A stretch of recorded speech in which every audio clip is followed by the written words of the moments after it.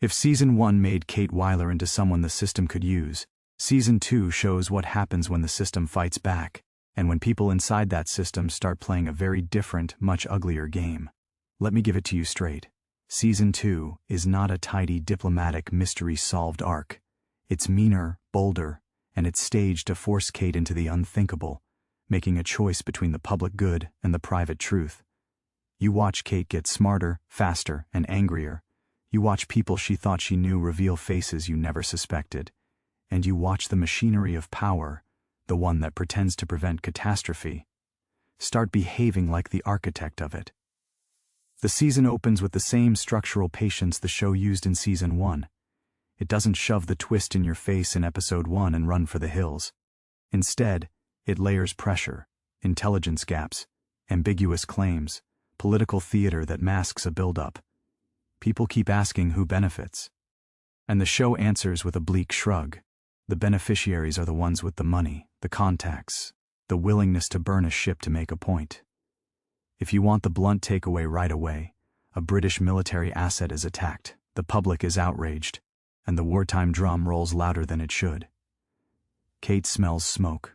Not battlefield smoke, but the smell of a manufactured crisis. She senses people are making choices not to stop violence but to profit from it. The intel is messy, the public wants clear blame, and the private players, powerful donors, shadowy strategists, start moving their pieces into place.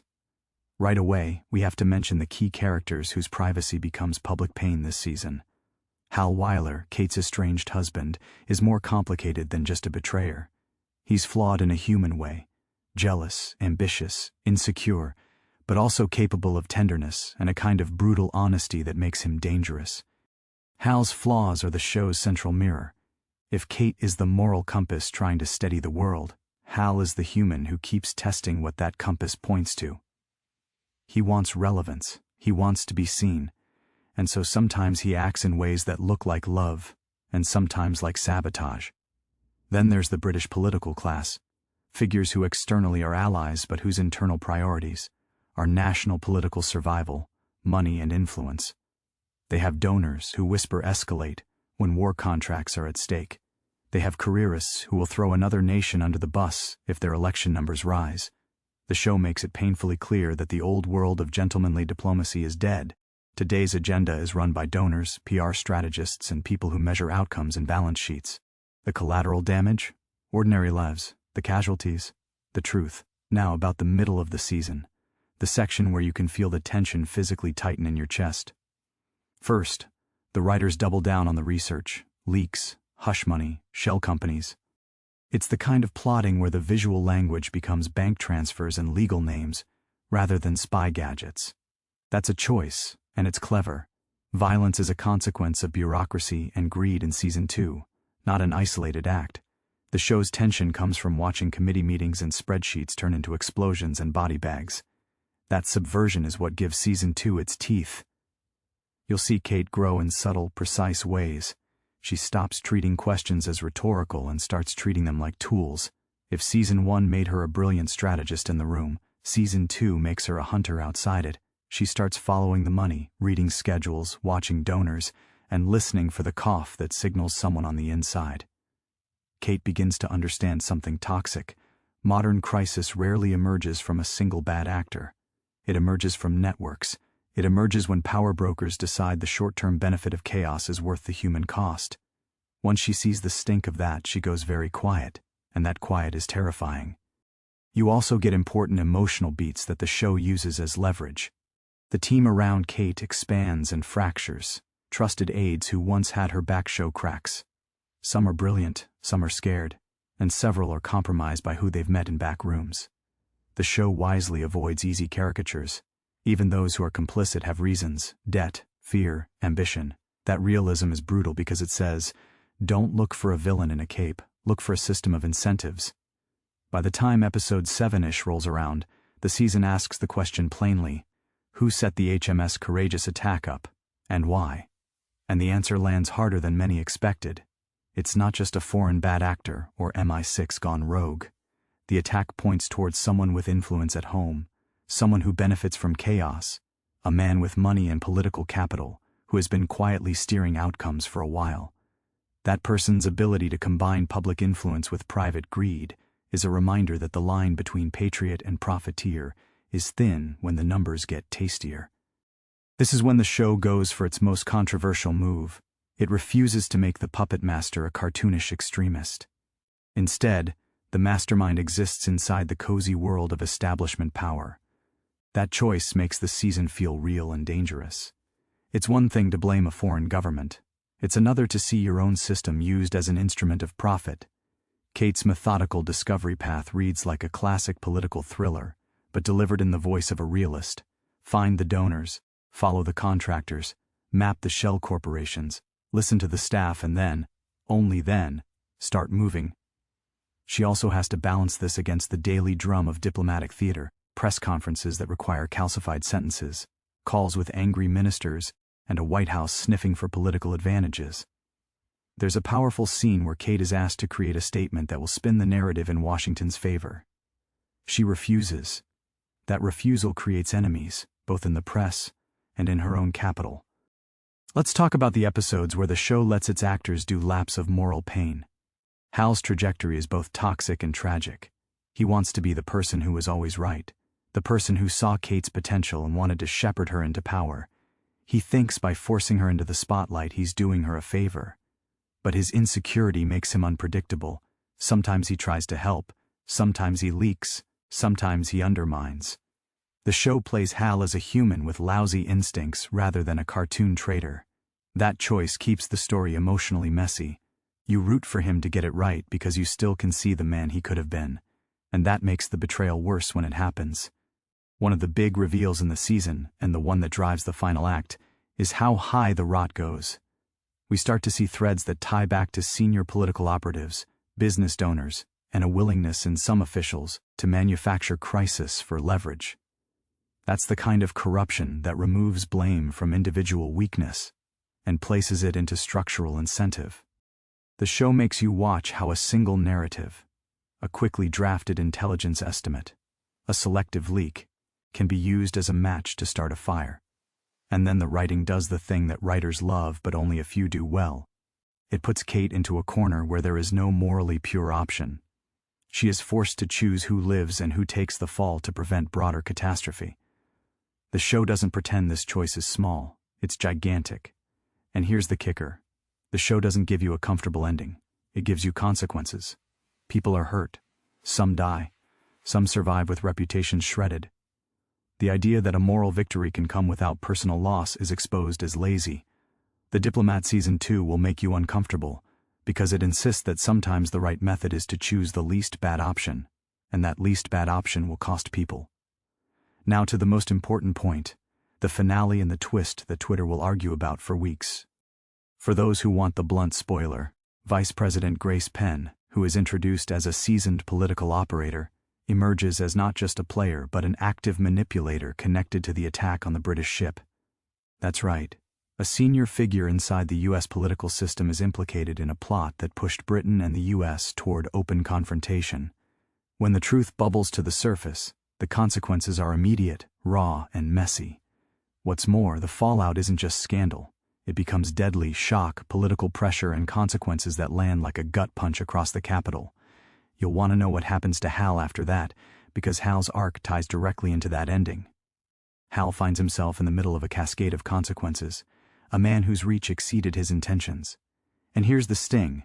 In the finale, Hal's actions in revealing the truth to those who shouldn't hear it lead to catastrophic consequences, including an extremely high-level death that shifts power. It's messy and brutal. It's the sort of you were right, but you broke everything arc that makes you both pity and hate a character. There's more, and the industry reactions confirm how shocking the season ended. Cast members described their own shock reading the scripts. Allison Janney reportedly threw her script across the room when she read the finale, because of what it revealed about her character, Grace Penn. And Rufus Sewell has discussed the way the writers redacted key plot points until the cast read them for the first time. That sense of lived surprise is important for your viewers. It tells them the writers were building toward a twist deliberately, crafted to land hard, not one thrown together for shock value. So what do we get from this season emotionally? Two things above all: fatigue and clarity. Kate comes out of season 2 exhausted in a way that isn't just physical. She's disillusioned but sharper. She knows who can be trusted and who cannot. The institutions she once believed protected society now look more like tools available to the highest bidder. And that knowledge changes her. She becomes more ruthless, more precise, and more guarded. The woman who began season 1 as a quietly determined fixer becomes a figure who understands the cost of pulling a truth into daylight. One last production note for viewers who care about the show craft: season 2 is the sort of TV that rewards slow attention. It's meticulous in where it places clues and who it shows in the background during key scenes. This isn't incidental. When you're editing a season 2 recap for your channel, highlight the small scenes, the donor meetings that look innocuous but set up the finale, the closed door chats that plant the seed of betrayal, the minor press leaks that later become the fulcrum of a scandal. These later make the twist feel inevitable rather than arbitrary. In short, season 2 is a darker, denser evolution of the series. It's less about the mechanics of diplomacy and more about the incentives that break it. It's a season that will leave viewers angry and gratified. Angry at the world it depicts, gratified that the show had the courage to depict it this way. And if you want the hard facts to back this up when you present it to your audience, the finale has essential beats, release timing, reactions, and reporting. Multiple outlets covered the finale's major revelations and the cast's reactions at the time of airing, including mainstream recaps and interviews that discussed the shocking turn of events and the impact on the central characters. Let's walk it through like a human being who watched every second, paused to cry once, then texted a friend at 2 a.m. with spoilers. I'll go scene by scene at a high level, then give you the emotional through line you want for your voiceover, the where, the why, and the real feelings that the finale kicks up. Episode openings in season 2 mostly land with small cold snaps, a briefing room, a long hallway, a phone call to a trusted contact. The early episodes set mood rather than deliver headline action. What's smart is how those early scenes use mundane tension to hide the real rot. We have a money meeting in a room that is filed away as boring, then later that meeting is the fulcrum that pays for sabotage. Save time in your recap to point out that boring meeting. It's cinematic foreshadowing. By mid-season, the investigation into the attack on HMS Courageous becomes Kafkaesque. Kate and her team try to map stuff that deliberately refuses to be mapped. The show lets you see the bureaucratic slog, FOIA requests, private contractors, leaked memos, and the tiny details that always matter, like which contractor was paid when and by whom. The writing's patience really pays off. The money trail becomes the eagle that reveals the vulture. If you're scripting this episode in your video, play the money trail scenes back to back and narrate them as detective work. That gives your viewers the sense they're watching someone actually doing the grind of diplomacy. It's satisfying. You'll notice some beautiful, micro acts of character development here. For example, Kate forces an ally, a bureaucrat who wants to play safe, to make a choice. The bureaucrat chooses career safety, and that choice has consequences. Kate's risk-taking in those moments is framed as responsibility. She's not reckless. She understands the math of lives and reputations. That makes her a visceral protagonist to watch. Let's zoom in on Hal again. There's a pivotal scene mid-season where Hal, in a moment of panic, makes a call that opens a Pandora's box. He's trying to help, but he doesn't realize the scale of what he's touching. That call sets off a domino of events that lead directly to the finale's catastrophe. Hal is human to the end. He thinks he's reuniting with his wife by protecting her. He is wrong. That tragic error is the core of his emotional arc. He wanted closeness and felt the only way to get it was to be the keeper of a truth.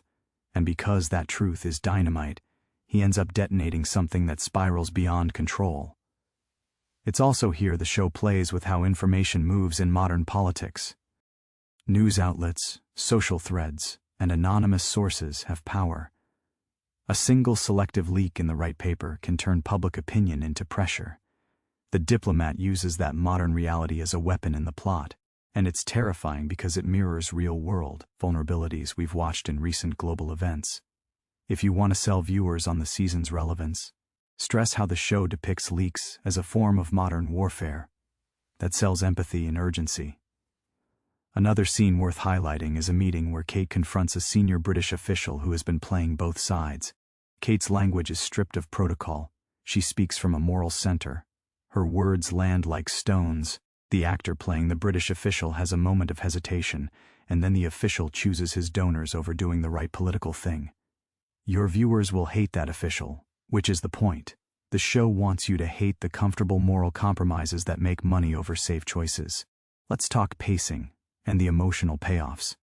The series makes you sit in the grind, the investigation, the committee meetings, and then pulls the rug. That rhythm is intentional. The suddenness of the finale is effective because it's earned. You felt the seed of motive in the money trail, and then you see how quickly institutional survival turns into institutional violence. Now, the finale beats in more detail. Yes, the major spoilers. Vice President Grace Penn is shown to be intricately more involved with the attack than she ever publicly admits. The season's final sequences show the chain reaction. Hal comes to a truth he believes will help Kate politically. He reveals it to the wrong person. Shock and betrayal cause immediate, literal consequences, including the death of a sitting president from the revelation and the immediate succession chaos that places Grace in power. The end is as savage in its geopolitical implications as it is intimate. It's a human tragedy created by truth and political ambition. Public reaction to that twist was huge. Cast members have said the finale was shocking to read, and reviews echoed the sentiment that the writers crafted a turn meant to upend audience expectations. There are two things to emphasize if you want to own a credible take in your video: the emotional motive and the systemic motive. Emotional motive: Hal wants to help, to be seen, to be useful. He thinks if Kate's career is saved, they both win. Systemic motive: the power structures at play treat human beings as inputs. The show is arguing that when elites measure things in profit and power, human life becomes collateral. That's a grim indictment, but it's also what gives Season 2 its moral power. You'll want to show a clip or a still of Kate post-revelation, the face that defines the season. She looks smaller and also like someone who just accepted that she now has to change the rules. Her isolation is complete, allies are compromised, the press is merciless, and the White House is a battlefield. But this isolation also steels her. It becomes a crucible, where she hardens into someone who won't be easily used again. She learns the dark truth. Sometimes exposing corruption doesn't save lives in the short term. Sometimes it kills people. And that knowledge haunts her. The final act leaves two major tonal impressions.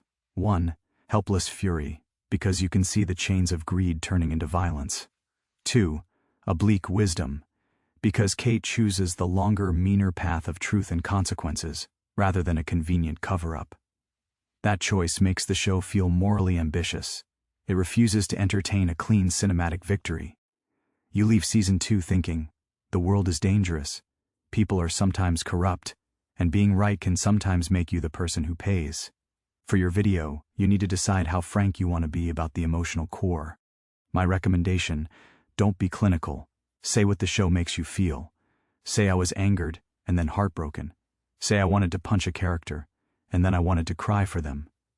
That honesty, the goateed, no-nonsense human take, is what gets viewers to click your video and stay. Finish your script with the implications. Season 2 sets up Season 3 like a live wire. A president is dead, a mistress of power has ascended, and Kate has become both more powerful and more alone. For viewers, the promise of next season is revenge, reckoning, and more moral math. For your audience, that means watching Season 2 leaves you angry and rational, as if you'd read a good book and now want to argue about it. Sell that. If you think Season 1 was tense, Season 2 is where the show stops being polite and starts being muscular. Finally, add a personal sign-off that feels like you. Say what you saw. I watched this season and felt contempt for the systems and compassion for the people. It made me angry, which is rare for TV. It also made me trust the show's writers. Then link your sources in the description so people can see the reporting and interviews that discussed the finale and cast reactions. Cite the major coverage. For example, recaps and cast interviews in major outlets, so viewers trust your spoilers are sourced and not rumor. That's the honest human version. It doesn't sensationalize, it doesn't invent. It reads the season the way someone who cares about characters reads it, with anger, sorrow, and a belief that telling the truth matters, even if the truth hurts.